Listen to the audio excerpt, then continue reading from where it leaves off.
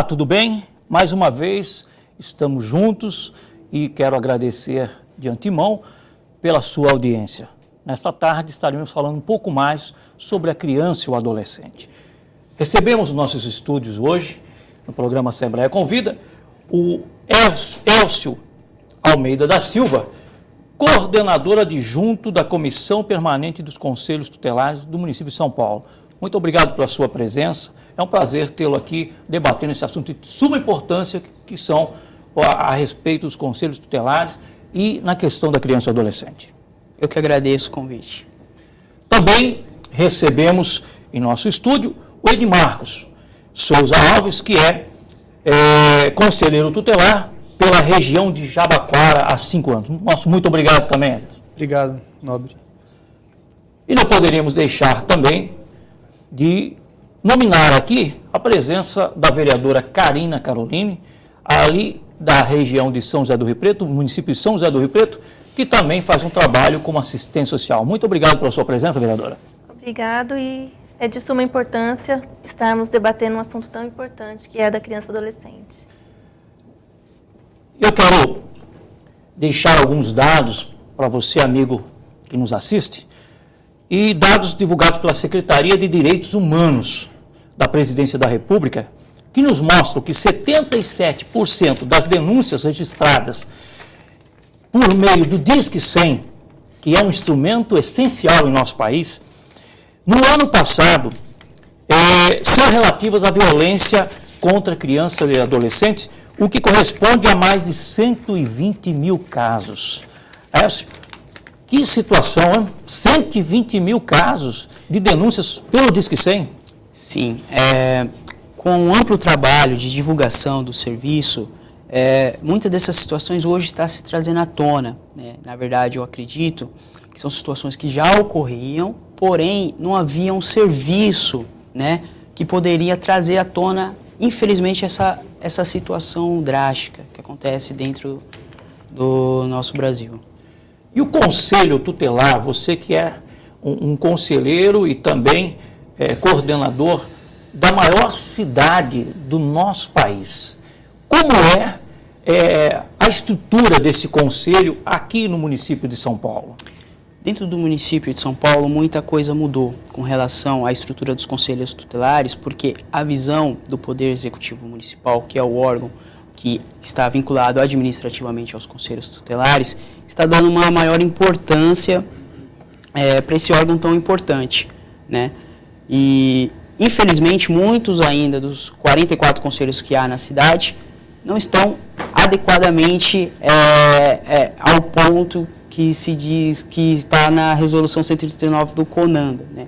Porém, muito já tem sido feito dentro do município de São Paulo, mas ainda não é o bastante.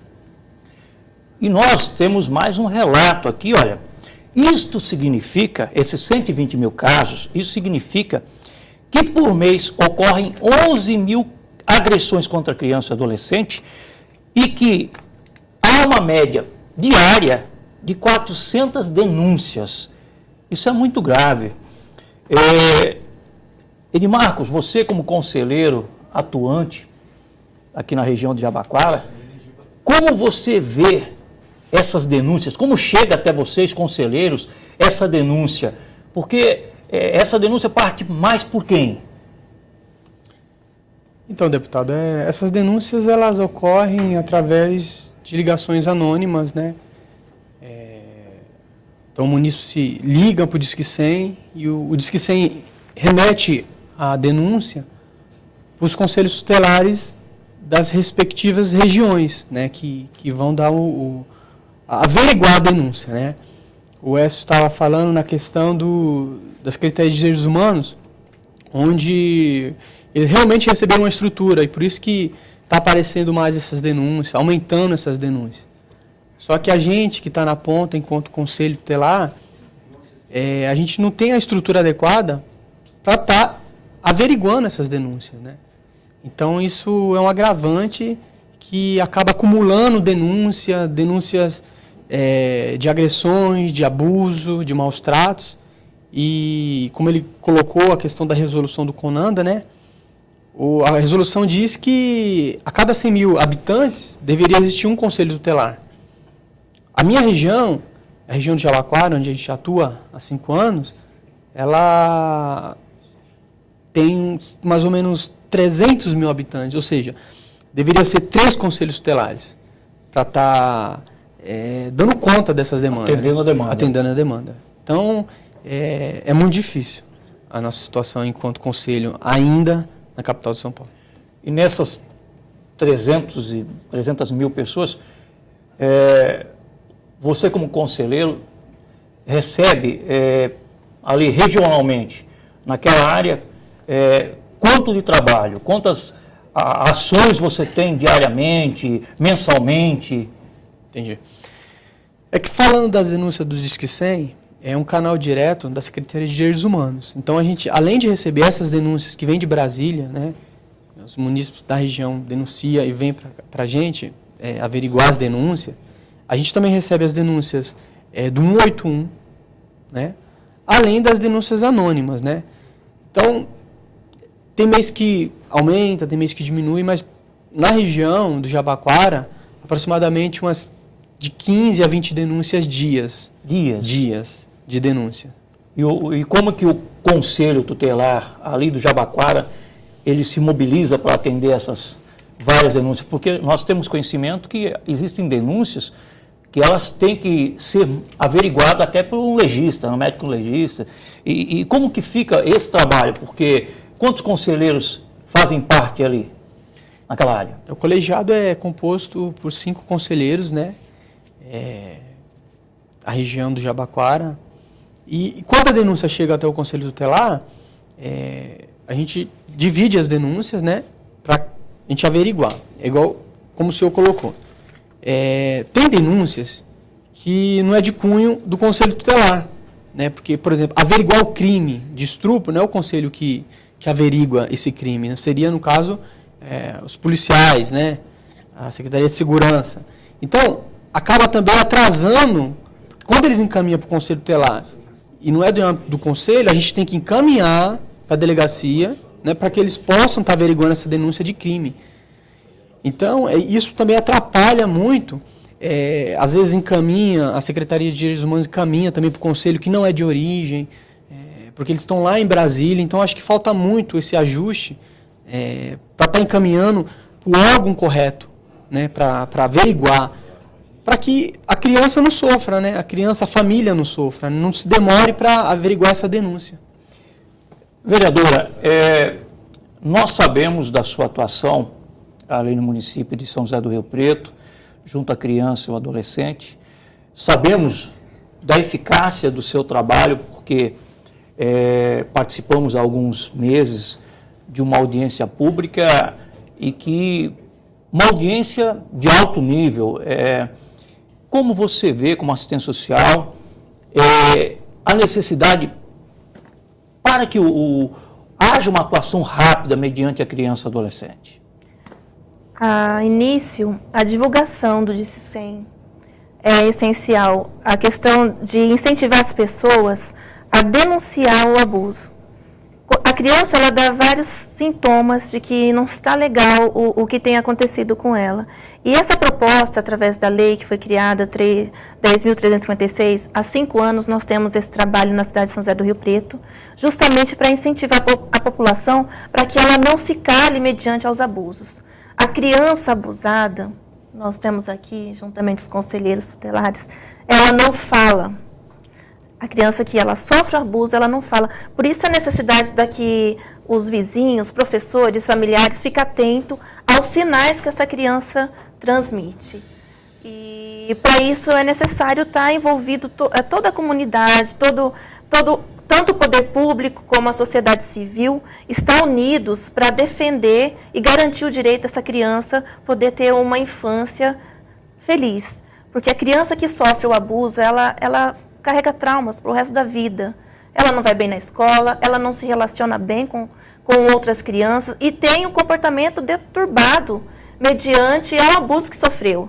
Então, esse trabalho que nós desenvolvemos há 5 anos é justamente para que venhamos estar na frente do direito dessa criança crescer com cuidado que ela tem que ter, infância, garantia de direito dela.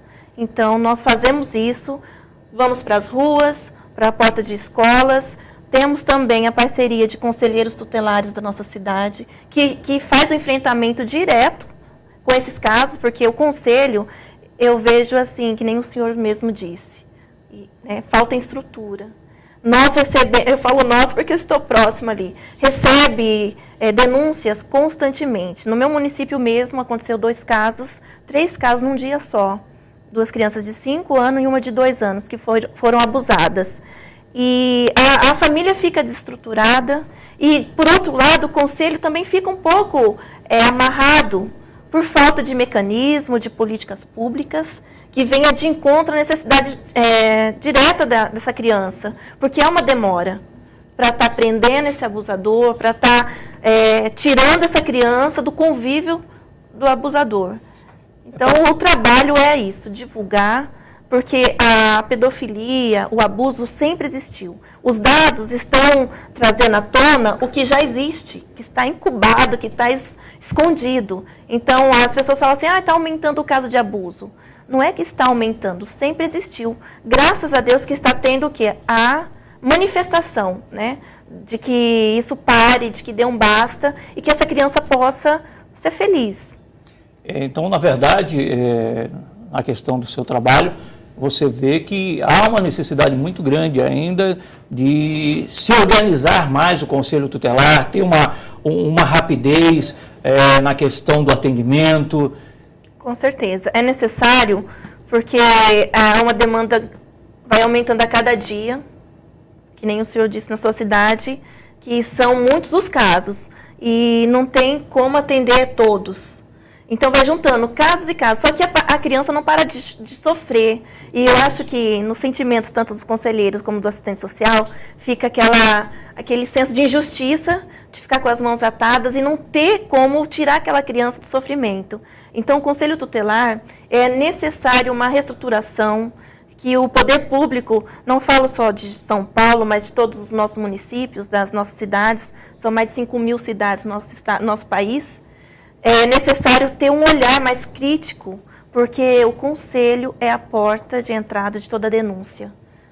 Não é? Então, você como coordenador, e que tem aí algumas alas da sua coordenação, como que funciona essa coordenação? Quais seriam as áreas específicas?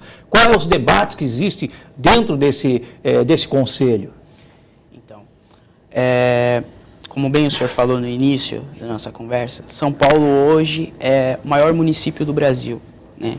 Hoje contamos com 44 conselhos tutelares. E nós pensamos, de que forma a gente vai poder trabalhar com esses 44 conselhos tutelares, com esses 220 conselheiros tutelares de uma forma articulada, para que a gente possa, dessa maneira articulada, conseguir êxito nos nossos objetivos. Hoje, dentro do município de São Paulo, há 4 setoriais. São semicomissões, que são separadas por região leste, oeste, norte e sul, bem como as comissões temáticas, que são a Comissão de Políticas Públicas e Assistência Social, Comissão Permanente de Educação, Comissão Permanente de Estrutura, que trata a questão da estrutura dos conselhos tutelares, bem como a Comissão de Acompanhamento das Medidas Socioeducativas, que faz o trabalho da questão da aplicação da SINASE, como que estão os garotos, as garotas que estão cumprindo medidas socioeducativas. Cada coordenador dessa comissão, dessa setorial, né, ele forma a Comissão Permanente dos Conselhos Tutelares, a qual eu faço parte, que sou coordenador adjunto, que hoje é o órgão que representa os conselhos tutelares dentro do município de São Paulo. Por que foi criado?